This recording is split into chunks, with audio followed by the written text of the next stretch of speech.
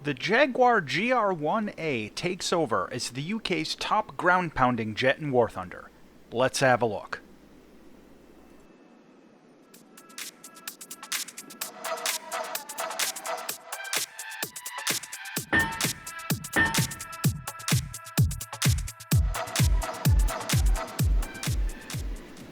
The Royal Air Force first started flying the Jaguar GR-1 in 1974 as their primary tactical strike aircraft. The GR-1A followed in late 1983 as an upgrade to existing planes. The GR-1A upgrade added new navigation and communications equipment, new engines, new countermeasures pods, expanded weapons pylons, and a completely new attack computer. In War Thunder, the GR-1A is a worthwhile upgrade over the previous GR-1. Additions include vastly expanded weapon loadouts, the unique overwing sidewinder pylons, laser-guided bombs, and a targeting pod with a thermal imager. Not bad. The weapon system with the GR-1A is entirely focused on air-to-ground weapons delivery. No radar, but you get the full ballistics computer, with a CCIP for all possible weapons. For air-to-air missiles, you can unlock the excellent AIM-9G, a very capable weapon which can let you pack a little extra punch against air targets after you drop all of your ordnance. The loadouts include a pretty wide selection of rocket pods, dumb bombs, laser-guided bombs, as well as the overwing sidewinders. The new targeting pod also comes with some of the loadouts and is unlocked separately. One thing to mention, the stock grind with the GR-1A is bad. The snail really punishes this plane with weak weapon loadouts throughout the first few upgrades. Literally just the internal cannons and rocket pods. The entry-level bombs are a third-tier upgrade, so pop some boosters. Anyway, one of the main features of the GR-1A are the Mark 13 laser-guided bombs, also known as the Paveway bomb. To use the Mark 13s, you need to designate a laser target. Use your keybind for Activate Target Point to target a position on the ground, then hit your keybind for Toggle Laser Designator, and then drop the bomb. The advantage of doing this from the external view is that it's a bit easier to spot your target quickly. The disadvantage is that it's almost impossible to designate a moving target this way. The more normal method is to use the targeting pod view, and if you fly close air support, this is probably what you're going to use more. It's a little more clunky, but it works better to get an exact target. Change your view until you're in the targeting pod, then find your target and hit the Activate Target Point keybind like before, and you can use the targeting pod view to designate moving targets, something you'll probably find useful in ground battles. Actually using LGBs effectively is gonna take practice, and one of the most difficult aspects is that you almost always overfly your target before the bomb hits, and you can fly out of angle, causing your laser designator to lose its target. The LGBs are semi-active weapons, so you need to keep the target lased up until the bomb hits. Well, here's the answer. Keep the target on your left. The targeting pod on the Jaguar GR-1A can gimbal to the left, and if you keep the target in about the left 160-degree hemisphere, you can keep it lased up even behind you.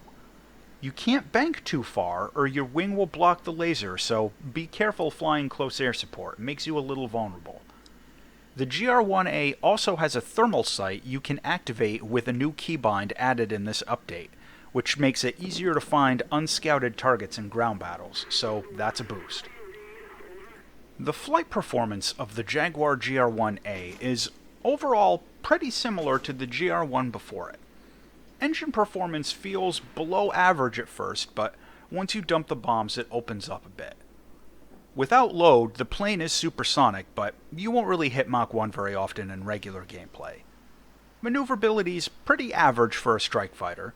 Dedicated turn fighters like an F-5 are going to ruin your day, but if you suck something like an F-104A into a close dogfight, you'll eventually come out on top. The Jaguar has good combat flaps that can be used at high speed, so if you need those extra few degrees of angle, it's possible to get them. Taking the GR1A out into air battles can give you a mix of different playstyles all in one mission. The general strike fighter gameplay still applies. Fly out, drop your bombs on the strategic base or ground targets, fly home to rearm, rinse and repeat. However, the GR1A has those sidewinders, which lets you take shots at aircraft en route to or from the targets. You can even try it out as a regular fighter after dumping the bombs. With a little patience, you can reliably get at least one kill per mission. Also, don't let anyone try to mock you if you shoot down the AI planes on your way home from bombing. Sometimes there isn't anything else to attack, and if you're going to go home and rearm the bombs anyway, you might as well use your missiles on something. So take the easy silver lions and ignore the haters. Also worth mentioning at this point, the paveway LGBs are almost a waste in air battles. Just take the dumb bombs. They'll be easier to use and you can take more of them. Maybe try them out in air battles for practice, but don't take the LGBs for grinding. Speaking of grinding, holy smokes is the GR1A a workhorse. If you focused this area of the British tech tree, the GR1A, just like the GR1 before it, makes an ideal candidate as a primary RP grinder. Of course, it's important to mention that, as usual with attack jet gameplay, closely coordinated teamwork is the name of the game. Thanks to our friendly player base, who are always eager to coordinate objectives towards whatever is best for the team, you'll usually find yourself with a designated base to destroy.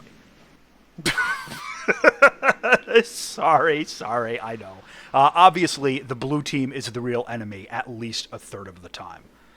The GR1A isn't the fastest jet with an air spawn, and depending on your weapon load, even other Jaguars can be faster than you sometimes. So, even when you call out your targets, sometimes a jackass will swoop in and steal 90% of your target right at the last second, leaving you out near the enemy team with no ordnance and no points. So, yeah. You need a thick skin to play this kind of a jet because your allies are sometimes your worst enemy. Landing the GR1 is pleasantly simple. It has strong, sturdy landing gear, a drag chute, good landing flaps, and an air brake. You can't really ask for anything more out of a non-VTOL jet. Just try not to come in too short, as the engine power isn't super responsive at low speeds.